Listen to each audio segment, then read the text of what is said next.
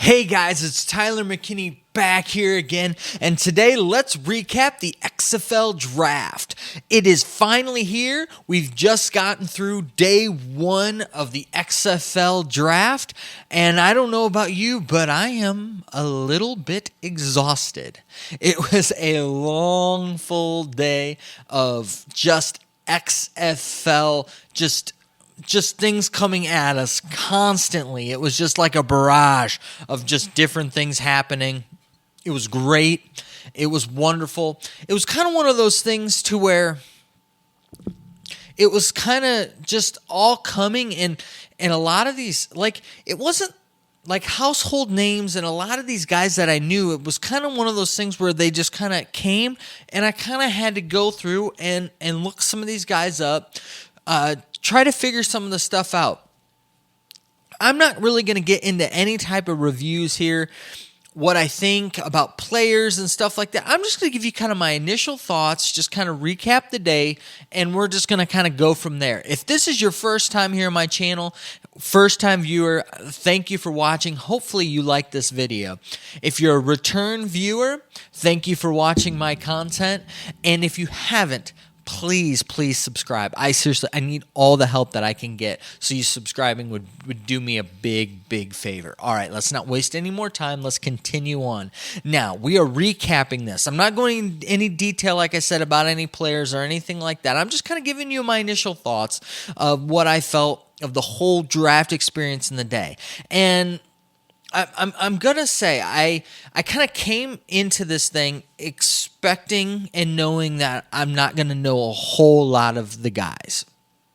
I kind of knew that, and so I kind of just had that in the back of my head, and that kind of helped me out because I didn't get overwhelmed with things. I just felt like things today happened so fast with that 90-second time clock that it just felt like things could get overwhelmed. And there was just so much happening in such a little period of time that it was hard to take things and process them and to go through and kind of put things together, what I thought about this or what I thought about that, and looking how these guys and how these pieces are going to fit together, and kind of trying to figure out the thought process that went into each one of the teams and how they drafted their different players and all the different, the three phases of the draft that went throughout today and that. And so I just kind of took a step back and just kind of looked at things from just a top level.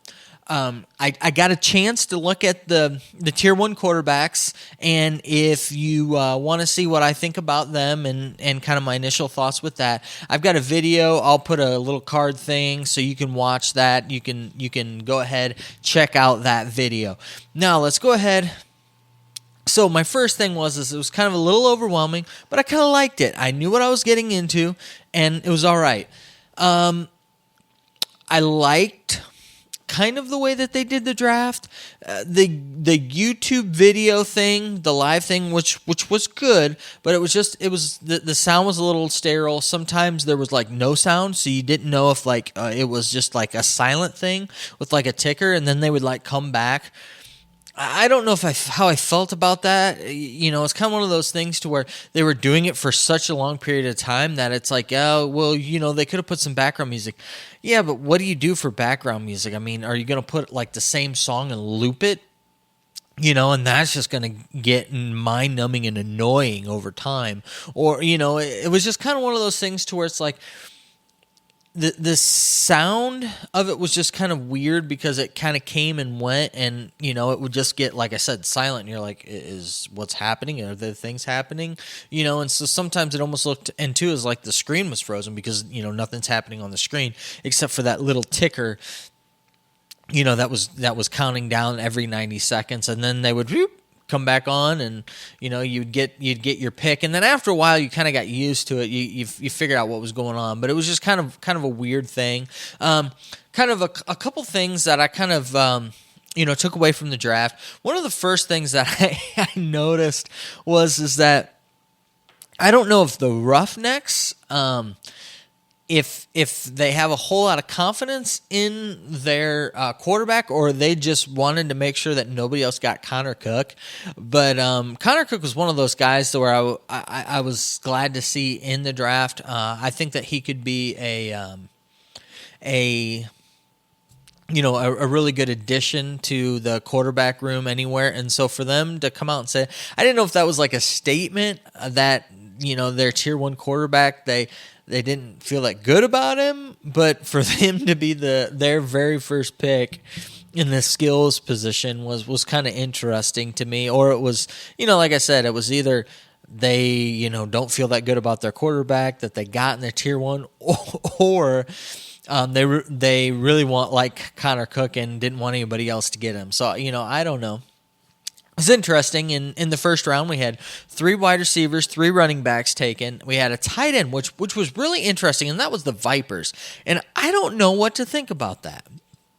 I don't know what to think about the Vipers taking a tight end for the first pick. That was interesting, kind of a thing for me. And then you had Connor Cook to round out the 8 players that were picked. So that was interesting to me that a tight end was picked in the the very first round, the very first pick. And so the Vipers are kind of interesting to me because they've got Aaron Murray, which showed some glimpses, right, of he can be all right in the AAF. Like I said, glimpses, not a whole lot, and then them to take a tight end, you're kind of trying to figure out like what are they trying to set up here. So that was kind of an interesting type of a thing, a little tidbit that I was looking at. The other thing that was interesting, especially from the first round, was that the Renegades, again, the Dallas team, they got another Oklahoma guy. I don't know if this is just like Sooner Boomer like reunion or something, but I thought that was pretty interesting. It's just like, all right, let's get the old band back together, and so we're all meeting in Dallas, kind of a thing. That was kind of funny to see their very first pick. So it's like, you've got the coaches from Oklahoma, you've got the quarterback from Oklahoma, and the wide receiver from Oklahoma. But it was pretty cool. Overall, not a whole lot stands out. Too much. From that, I'm pretty pleased with how it all went. I thought that they handled it pretty well. It was very professional. Not really a whole lot that I missed, from there. Second round, I thought it was interesting that 2 wide receivers, both of them from Cincinnati, were drafted in the second round. I thought that was kind of a neat thing. But all in all, not a whole lot of players, stuck out to me, where they got drafted. What I plan on doing here is I plan on really getting down into the nitty-gritty and looking at things like based upon the teams and what players that they picked and the strengths of those players, and kind of looking at that as a whole and breaking those things down. The way that the draft is kind of broken up, it is a little bit easier to digest, but also too, it's with the first phase, it's just kind of a little bit difficult to kind of figure out, the kind of where these teams are going and stuff. You can definitely tell though, like, right? So the run and shoot offense guys and the air raid guys and things like that. I mean, they were going wide receivers and things of that nature. And the ones that were going to be more quote-unquote pro-style type of offense, they kind of went running backs and things of that nature. But, yeah, I mean, all in all, like I said, it was just there's a lot to digest. Nothing really too crazy stood out to me. It was a long day, so there was a lot to get through with all of the information with it. One of the things though that I do want to look at and I do want to point out is that everything with the XFL so far has been done to where they're trying to be as big league, and that's not me trying to make a poke fun at them or say that they're anything little. They are making the XFL as big league as possible.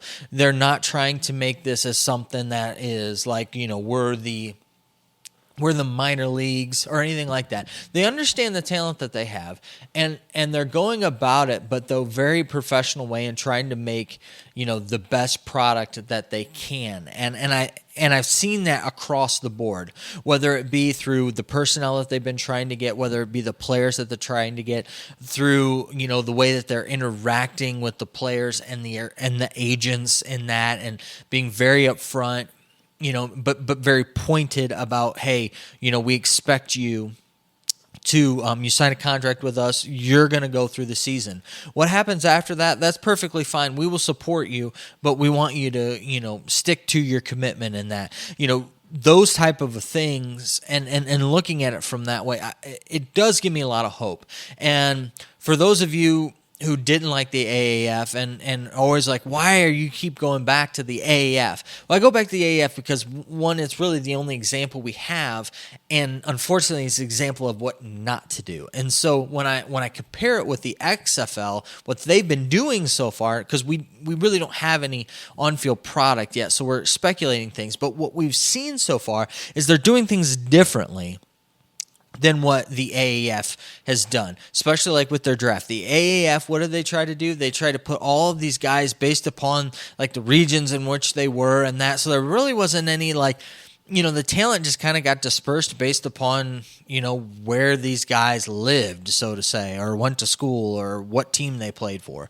So with the AAF, one of the things that was really big, it was very obvious to me was the fact that most of the guys that were in the AAF weren't in the AAF to be in the AAF. They were in the AAF to go on to bigger things.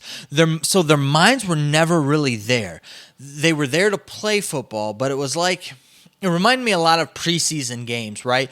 The guys that are playing in preseason, they're trying to make roster spots. They're not trying to win football games. And I felt like the only team that was out there trying to win football games was Orlando. I mean, even Steve Spurrier, he made sure he got his championship ring. They won 7 games, 7 out of the 8 games, and nobody was anywhere near close to them with that. I mean, they were killing teams. Why? Because he came out and he was playing to win. The XFL, you can look at things however you want, and we will analyze all of this player data that we have, and we're going to go team by team.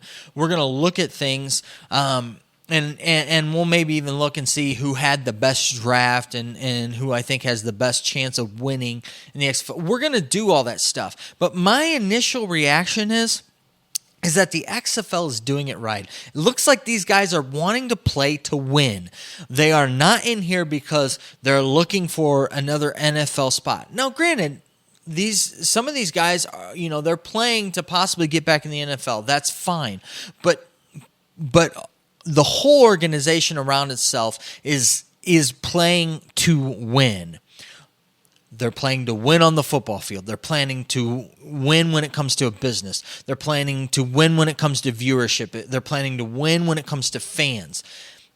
They are playing this to win. And it shows. And in the draft, it shows. They try to make things as fair as possible.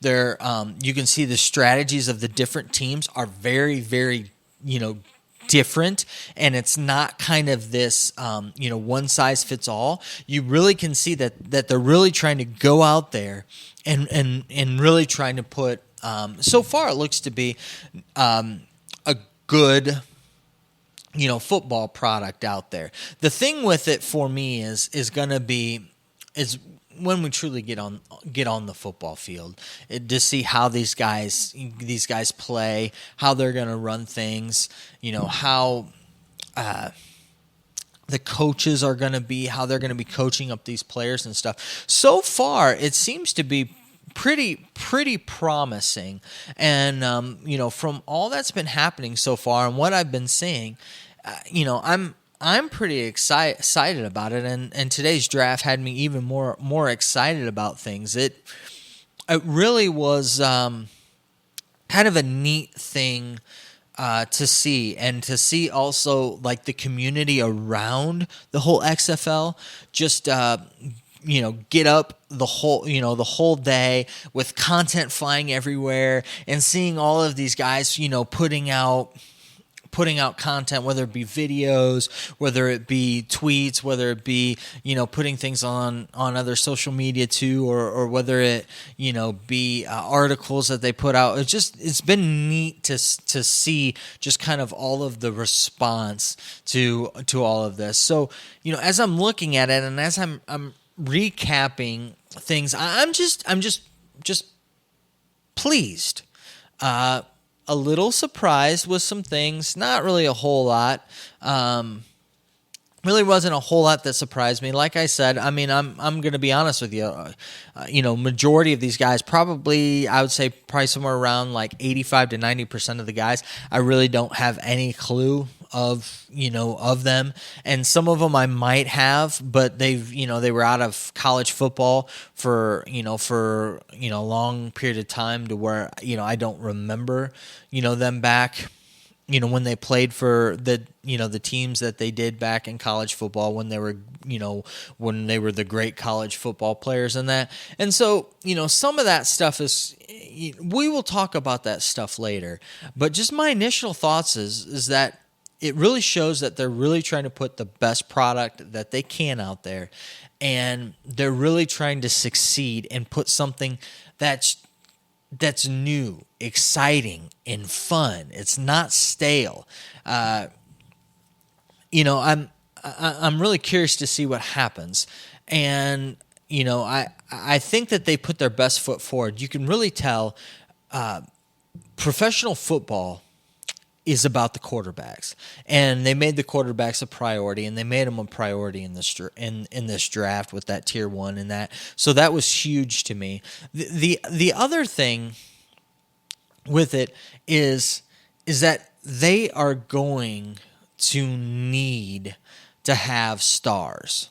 And I think they kind of understand that. And so with them starting the draft out with skill position players, and with them doing what they've kind of done, and picking the guys in the positions that they have, and two, when I looked at the overall draft kind of, I guess you call it draft field, so to say. When I was looking, for these possible standout guys, and they got some guys that could be some, legit home run hitters, and some things of that nature. So, I feel a little bit like I might be rambling with this a little bit. All in all, I feel pretty good about it. Like I said, I'm still trying to wrap my head around all of the information and all that came out. I think they did a good job for us of breaking down into these, 3 different phases today, to where we can kind of digest the information and in better, groups, to where it, if they were just to come out and just to have this big 70 round draft, and, it would be a whole lot harder to kind of piece things together and figure things out. So I don't know. I'm thinking that I might go through and maybe, rank quarterbacks, rank wide receivers, running backs, something like that, and then also go in through and rank the different drafts for each one of the teams. I plan on doing a whole team breakdown of everything as we go on. So I'm trying to figure out what's the best way to kind of cover all of this information. Like I said, I've been trying to digest it and kind of analyze it as I'm going. So right now you're kind of getting a lot of my incomplete thoughts with it. But overall, I thought that this was a really good thing, and I'm excited to see what's going to happen on day 2. And so we'll probably go ahead and have another couple videos tomorrow, give you kind of my my thoughts on day 2 and how day 2 went. And, maybe tomorrow too, I can kind of give you a little bit more ideas and some thoughts of, about kind of, some of the things that I found interesting, like those little tidbits I started this video off with. So anyways, those are my thoughts. That's kind of my recap of the first day. Not a whole lot to say. Question is, what do you think? Did you like the first day of the draft? Did you like the draft at all? Did you not have a clue? Did you not care? I really would love to hear your comments down in the comments section. I really want to see if there are other people who are excited, like I am, to kind of get into this information, into these players and these teams, and start to actually figure things out. We can actually put things together and start to really speculate things. If you're a guy like that with me, or you just don't care, I'd love to hear it down in the comments section. All right. Well, I know that you're busy and I know that I'm busy, so let's get on out of here. You have a good night. Bye.